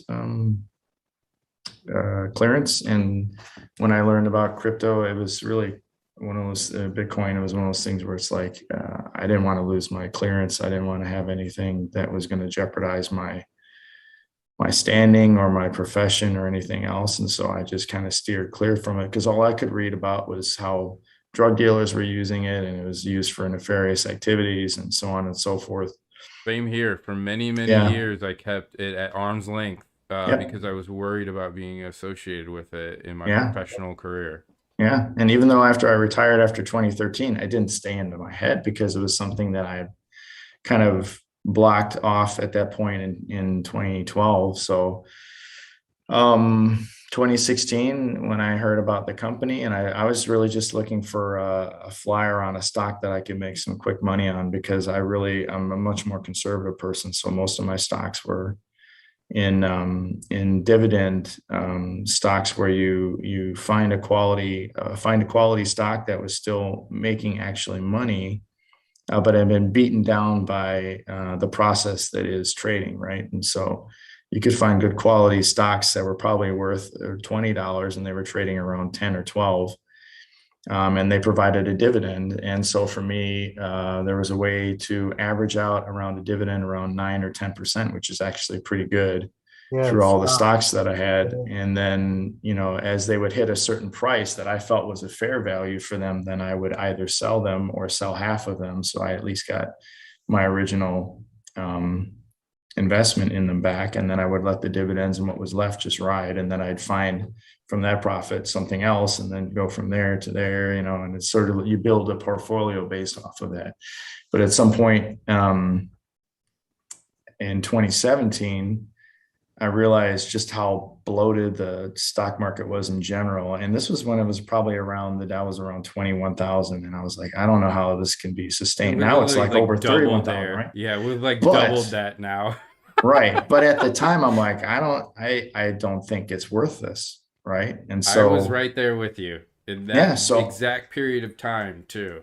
took all of my stocks and I was like, what am I going to do with it now? Because I sold it all. And so then it's like, well, I'll take a little bit of it and I'll try maybe to buy some Bitcoin. So I experimented buying Bitcoin. I opened up a Coinbase account and I started, I bought a little bit of that. And then I started learning about Litecoin and Ethereum. And, by September, I was in those three. And that was really the beginning of my journey. So August of 17. And then from there on, it's just been a whirlwind. How did you get hooked up with, like, how did you make your transition from just getting your feet wet to I'm director, heavily involved in the Litecoin Foundation? I mean, that's a pretty serious turnaround in just a couple of years. Well, I mean, really my education came from articles and Twitter, right? Sure. And so a lot of us, man, that's how we met. Everyone here met through Twitter. That's where you could find it, right? So Right.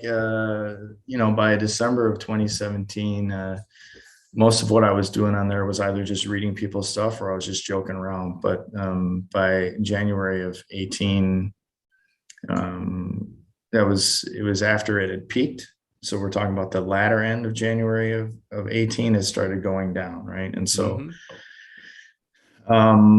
ignorant me thought I could actually help, because I was still fixated on price at the time. That I understood and I was really starting to fully appreciate the tech part of it, but it was still a money venture for me. And so I was like, how am I gonna get the value? Maybe there's a way I can help get the value. So I was just like thoughts. I was putting my thoughts out there on Twitter and I said, maybe we should get somebody like Spotify to accept Litecoin. And some people with some strong follower accounts agreed with that. And it sort of steamrolled into this thing where after about 3 or 4 hours, I had like 2,000 likes and 2,000 retweets on it. And I was like, holy crap.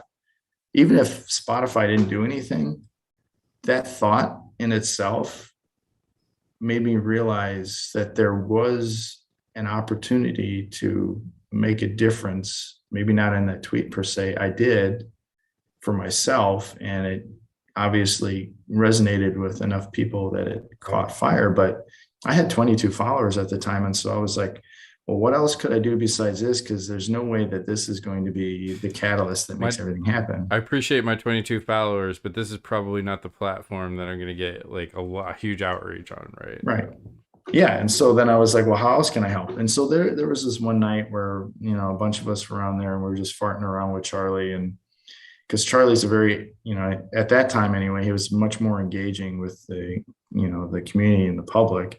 Yeah. And so we were like, doing these GIF wars and stuff back and forth, or GIF wars, whatever you want to call it. And he was kind of playing along with us. And we were talking to him about, flying. He was trying to learn he was getting his flying lessons and stuff. And so one guy just asked him how he can get involved and help with this new foundation that had been up for about 7 months or so prior to that. And so he asked the guy to DM him. And then I saw that and I was like, I'd like to try and make a difference too. How can I get involved? And so then he DM'd me and said, send me your email. And that's how I got into the Slack channel where everybody was at. And the rest is history. The rest is history from there. And I volunteered for 8 months and helped put together the first Litecoin Summit 2018. And he liked what I did and asked me if I wanted to come on as a part-time project director. Are you still, thank you for sharing that, by the way. That's freaking awesome.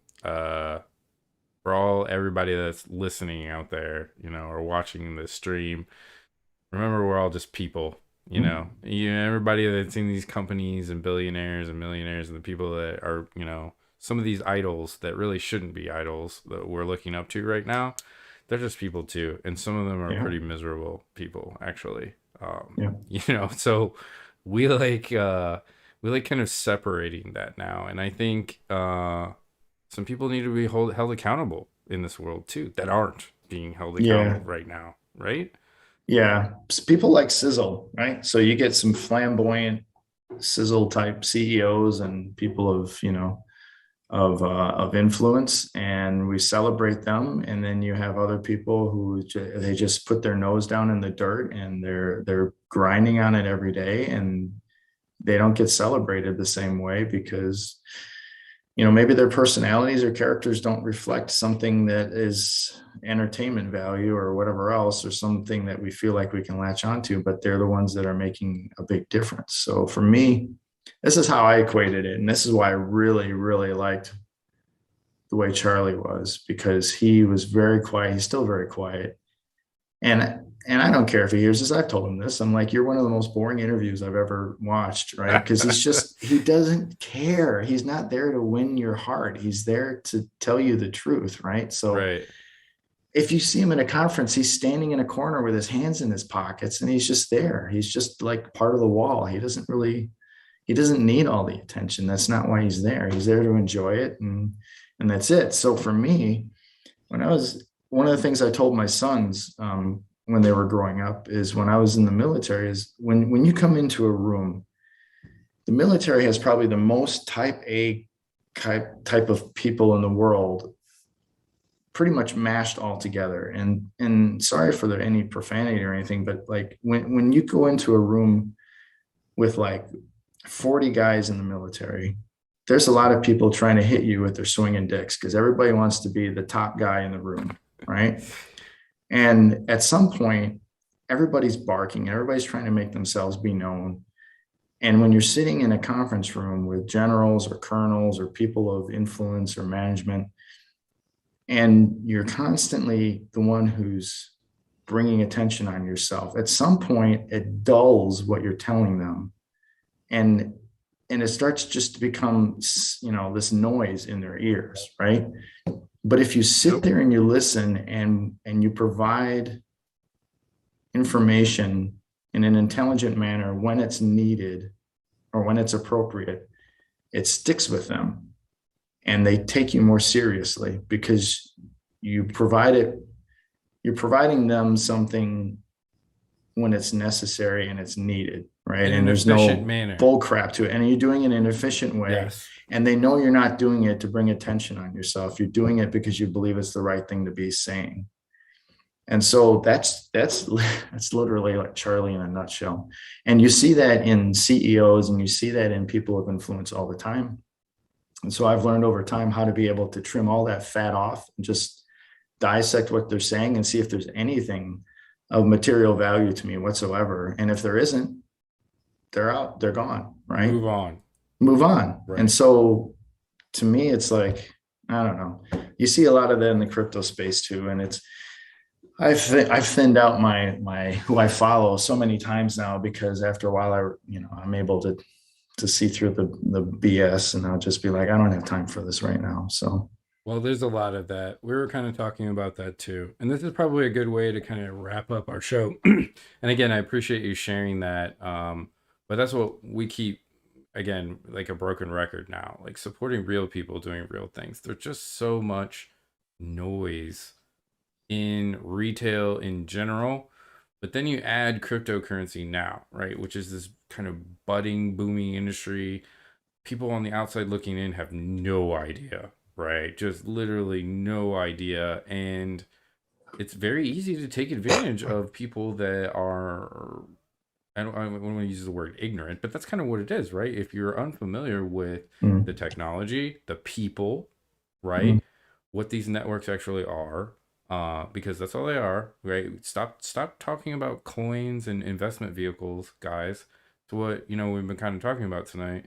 When you start trusting the code and the people that that have earned your trust, and stop treating them as just coins or investment vehicles, something very different starts to happen, right? Like you start realizing that these are tools, right? We have available to the public. They're open source. You know, you can build on top of them. You can use them in your businesses, integrate them in your lives in different ways. But if you don't have a way to get that education, you don't know how to get that exposure, it just seems like we all have this like rocky road to kind of get to here, right? And it takes everybody like a couple of years to get comfortable or like figure out that, okay, you know, 90% of people on Twitter are just there to do exactly what you said. Like people will say LARP or whatever, you know, they're just out there barking, right? They're trying to get attention. They're trying to get your 20 seconds of attention, engagement. They might have their own businesses or whatever, you know, they're trying to fulfill needs. But the point is, right, they don't have genuine interests in mind, right? We know through this company building this network that we can actually still be genuine and build this network and actually provide a service that's different because there's no noise, because we're not trying to jam sponsors down your throat, because we're, you know, you can actually see my screen right now and there's not sponsor after sponsor after sponsor going through here, and I can talk to you about whatever the hell I want right now. I don't have an agenda. And that's why that's why these streams are a lot of fun for us too. Getting to know you tonight without an agenda has been a blast, right? It's a lot of fun for me. It's a lot of fun to, like, you know, and if Charlie was on the show, we'd be having the same conversation with him too. Maybe he's a more boring interview than you because you're at, you know, in the pit crew, right? And he's just a Hal person like was you a and I. person, and Satoshi was just a person. We're all just people here, but we're building things, like we're laying bricks down, you know, and people are building on top of them. And now you're building this gaming thing, and you know, and you got the other things that are trying to integrate payments and work with employers and paychecks, etc. This is all part of it, right? It's part of like the evolution here, guys. I don't know. What do you think? Like I really kind of started to feel like everything's starting to come together, and then maybe, you know, I say like the industry is maybe growing up a little bit. You know, I don't know. Maybe is that what's happening? I don't know. What do you guys think? I mean, we've been here together for 4 years. Yeah. I mean, Daddy Cool was one of my first follows. Litecoin was one of my first coins that I purchased. The community was outstanding at getting me acclimated to crypto in general. Yep. I love Bitcoin. I'm a maximalist by nature, but I mean, all these people have been instrumental in me becoming who I am now. I want to offer that to someone else. You know, if they're new, they're fresh, they're coming into this with zero experience, I want to be able to give them a inclusive understanding of what it means to be, you know, in this space, to believe in sound money and a future that isn't predicated on somebody else's government. You know, this is us doing our thing, and the more that we can do it, the better. But I totally agree. I think that this is a burgeoning area that we can offer a lot of expertise. And if you know, we can make any kind of difference in anybody's lives at all, we should. David's story is remarkably similar to mine. I got involved in crypto early 2017. I bought some Bitcoin, I bought some Litecoin, I bought some Ethereum.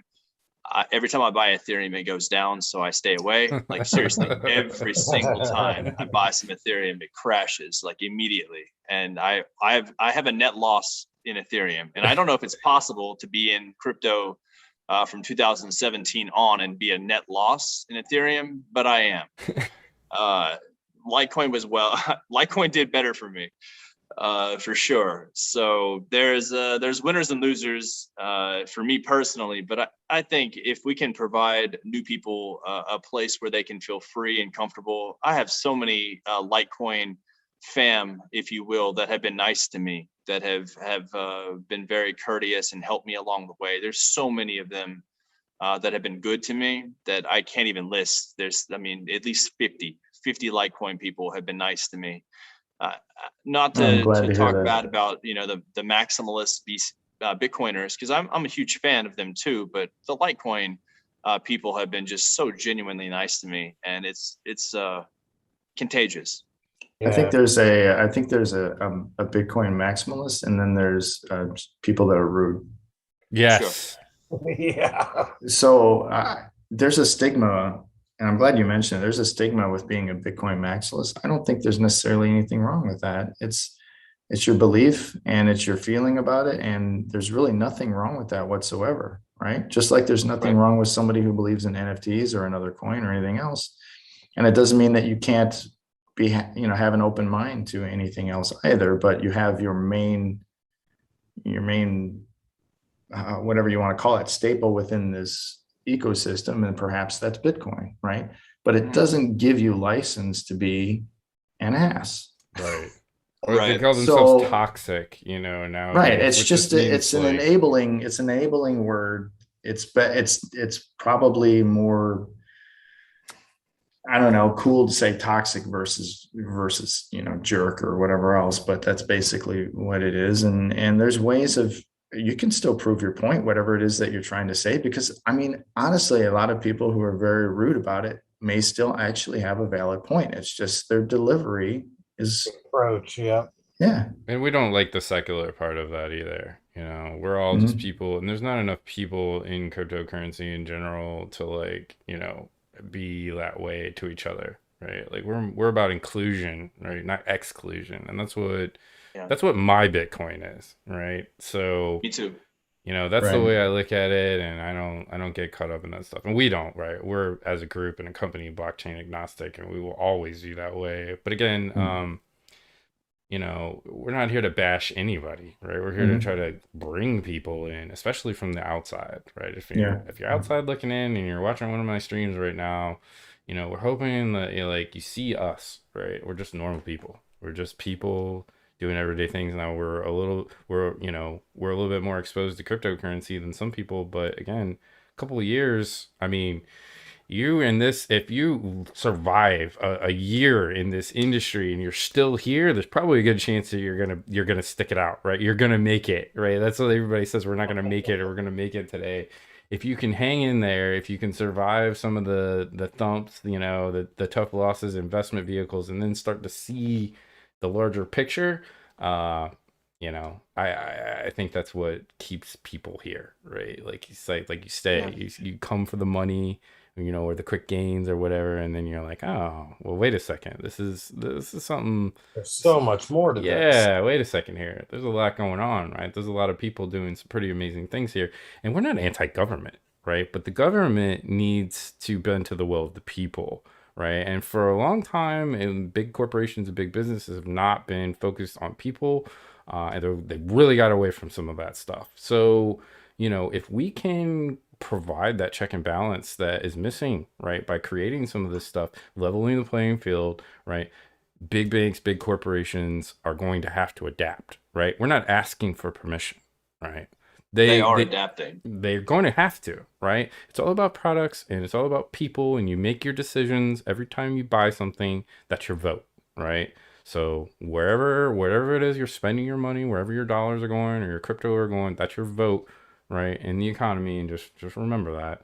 So whether or not you're using a small business or a huge corporation, sometimes that's not in your choice, but we're going to try to make those choices more available, right, and available to individual consumers, right? That's what this is all about. At least that's the way I look at it. I don't know. Maybe that's a good chance to kind of go around the room. Doc, any closing thoughts or comments on piggyback on that? I mean, honestly, like I agree. That's why I'm here with you, fighting the good fight, trying to. It feels like Right. that now, doesn't it? It feels like Really we're does. like the military, like we're forming an army here, and it's not just Litecoin anymore, or Bitcoin, or Ethereum, or whatever. It's all of us, right? It's like, let's go, STAXX.CLUB, right? Let's stacks the planet. Let's teach people about wallets. Let's teach people about these systems and how to do things differently, right? Just because things are different doesn't make them wrong, right? Yeah, I think eventually interoperability is going to be one of the main focuses. Being able to swap between chains and still utilize products, because as we know, most of these chains are building different products with different use case. A lot of them try to solve some of And the same. specializing in certain things. Some of them just Yeah. flat out do things better than others, Yep. right? Yep. So, you look at that, and I think a lot of times we focus too much on that individual nature, and bringing it all together is what's really going to make the difference. I agree. I agree. Mayor, any closing words before I go around the room one last time here? You've been Good quiet talk. for a while. I want to make sure you're still I awake. was just, I'm still just surfing OpenSea looking for the bargains. What an open sea junkie. Spoiler, there's no bargains, but yeah, it's just fun hanging out with you guys. So Always take it. always a pleasure. Thanks for joining, Mayor. D-Rex, happy birthday to you, brother. I'm glad you're old enough to go drink now. I know we kept you for a couple hours, so maybe you can actually go have a drink at the bar legally now. Yeah.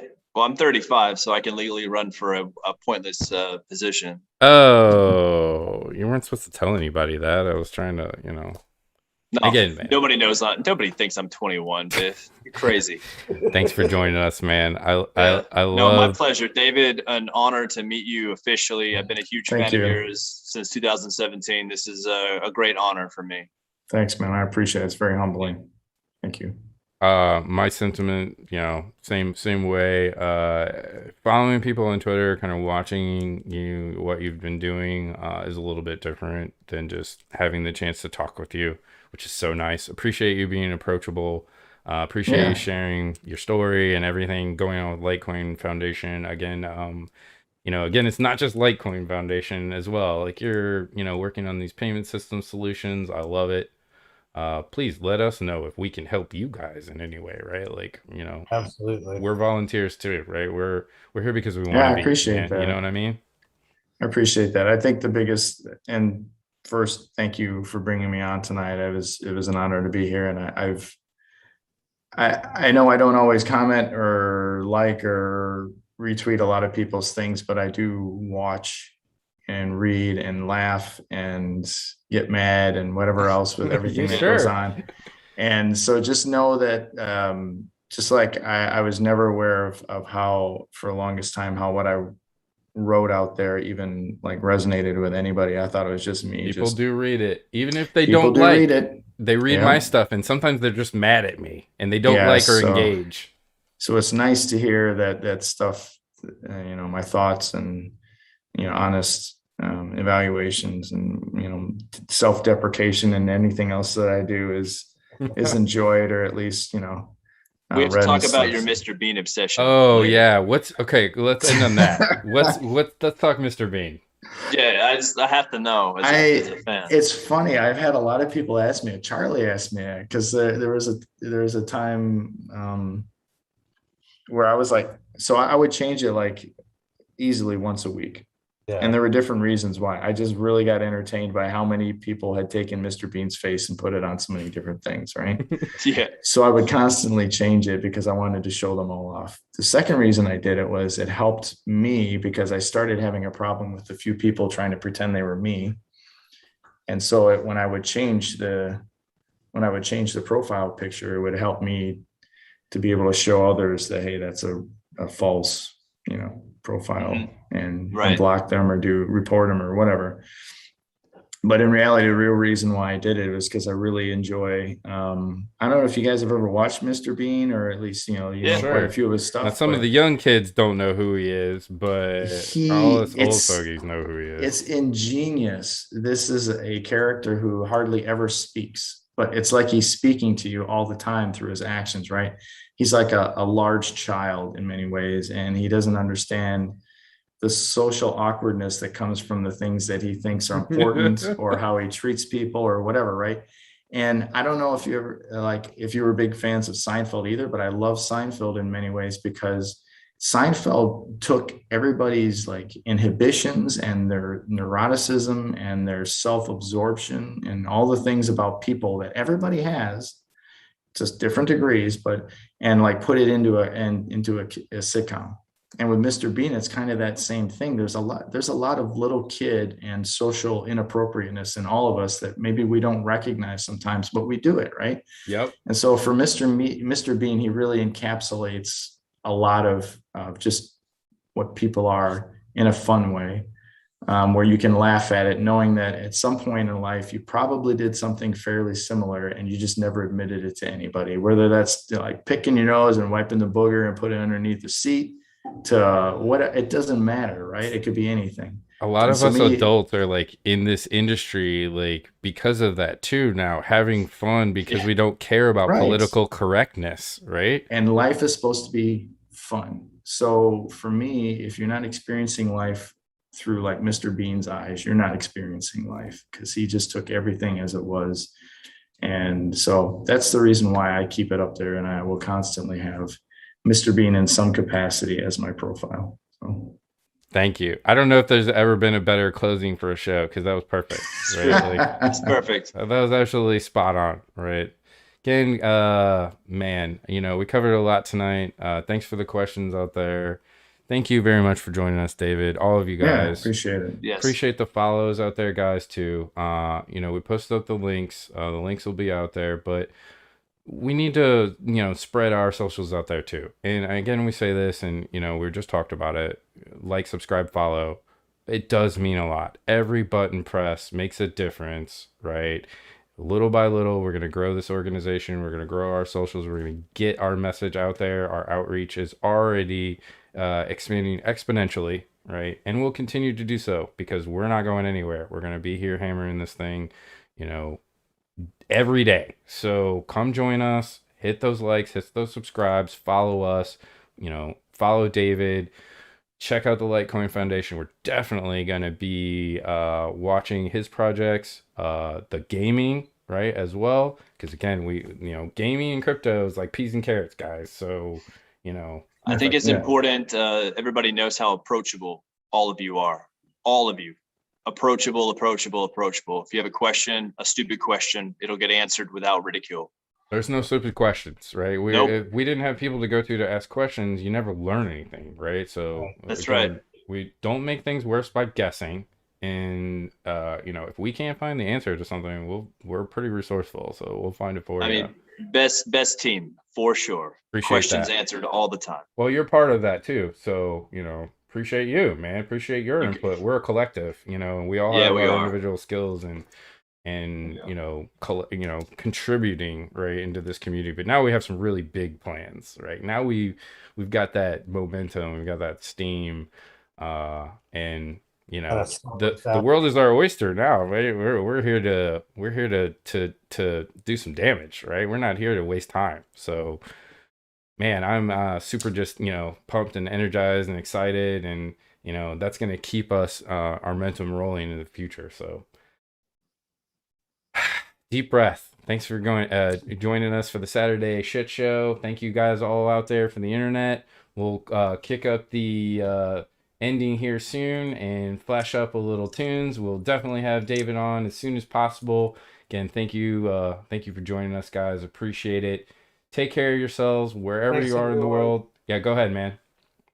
Yep, just wanted to thank everyone for joining the stream. Yeah, wherever you are in the world, I hope you have a great day or a great evening. Make sure to stacks the planet. I love you guys. Take care of yourselves, and we'll see you next time.